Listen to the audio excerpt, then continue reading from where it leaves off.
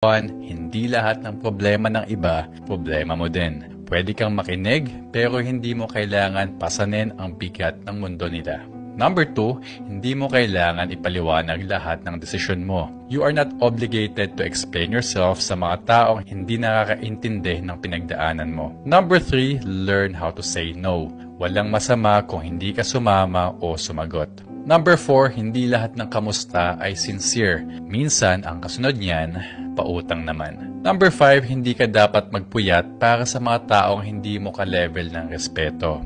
Respect is a two-way. Respect is not one-way. Dapat mutual yan.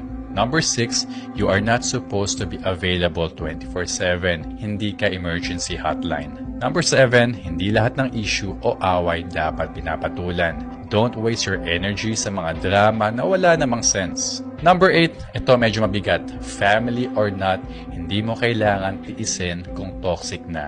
Minsan, stepping back is the best way to protect your peace. Number 9, don't force yourself sa mga taong hindi ka kayang i-appreciate. Huwag kang marupok, hindi ka pa nakipbutas. At number 10, panghuli, hindi mo kailangan ipagpalit ang mental health mo para lang mapasaya ang iba. Always remember, ang boundaries ay hindi pader na nagtutulak palayo. This is how you protect your peace, your self-respect, and your well-being. At habang tumatanda ka, mas lalo mong maiintindihan, hindi selfish ang magmahal sa sarili. It is a necessity.